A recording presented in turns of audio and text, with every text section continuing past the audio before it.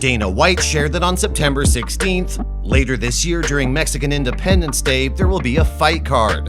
The fight will feature Alexa Grasso versus Valentina Shevchenko as the headliner. Saturday, September 16th, we are headed to T-Mobile Arena in Las Vegas, Nevada to celebrate Mexican Independence Day. We're building the September 16th card as we speak, and the main event will be the new UFC flyweight champion and pride of Guadalajara, Alexa Grasso. She will face former champion and the most dominant female flyweight of all time, Valentina Shevchenko, in the rematch that everyone wants to see. Lots of support flooded social media. It's clear this announcement has people excited. Conor McGregor embraces his inner Chuck Liddell. Conor McGregor debuts a new look that we've seen before on another famous fighter.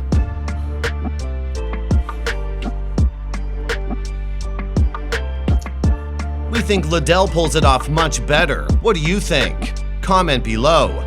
Kevin Lee versus Rinat Fakhretdinov. Kevin Lee expressed he's excited to be back, but isn't enthusiastic about returning to UFC at the Apex. Welcome back. I think a lot of people have been really excited to see you back in the UFC and back here with this organization. How does it feel to be a part of the UFC again? Yeah, I'm excited to be back. I'm excited to test my skills, come out here and perform against the best of the world. That's the only thing that I'm interested in. I love this sport, and that was the ultimate deciding factor in me coming back. I didn't want to turn it to boxing where the best guys aren't all in one place. And for me to prove that, I need to prove I'm one of the best guys, and taking on a young, up-and-coming dude is going to do that. And for your return to the organization, is there any part of you that wishes that this fight was like in a sold-out arena, or does it not matter to you? Yeah, I'm not going to lie. Yeah, I wish it was. I'm kind of, I wish it was in front of more fans. You know, I don't know how many people are going to be at Apex, but it's kind of stupid. I don't know what we're doing. You know what I mean? The pandemic over. I don't know if people got the message or, you know, if they sent out the telegram, but the pandemic is over. I don't know what we still doing here. I get that it's money to be had, but it's kind of stupid. It's a different energy when it's thousands and thousands of people screaming. It's a different level of feeling. It's why when I want fights like the Charles Oliveira fight again, it's a different feeling, you know.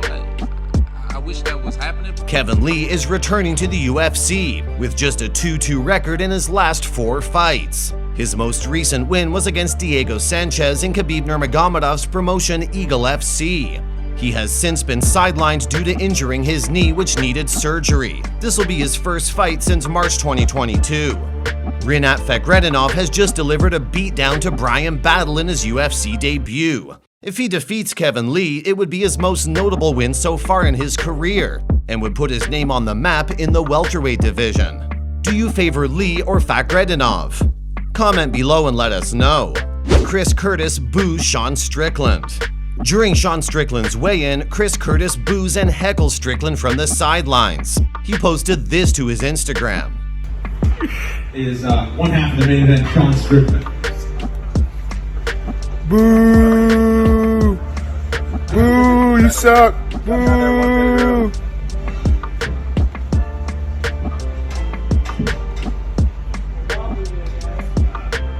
Hey, Boost! Hey, Boost! Strickland made weight, weighing in at 186 pounds. Sean Strickland versus Abus Magomedov. Strickland is set to fight Magomedov at UFC Vegas 76 tonight. Things seemed quite awkward at the weigh-in.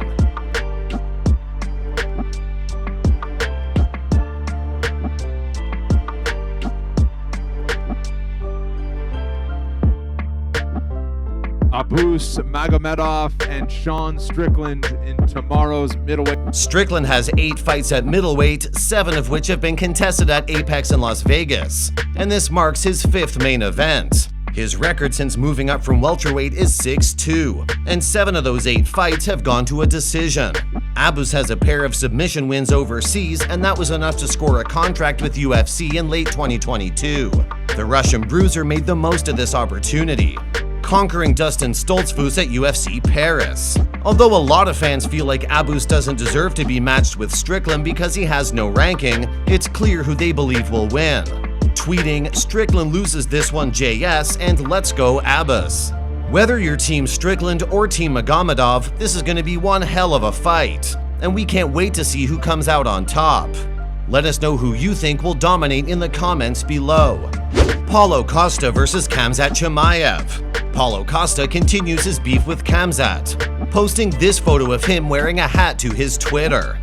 The photo of himself shoving that hat down his pants with the caption, "Deepest hat in the game." Back in May, Chimaev had some things to say about Costa on his YouTube channel.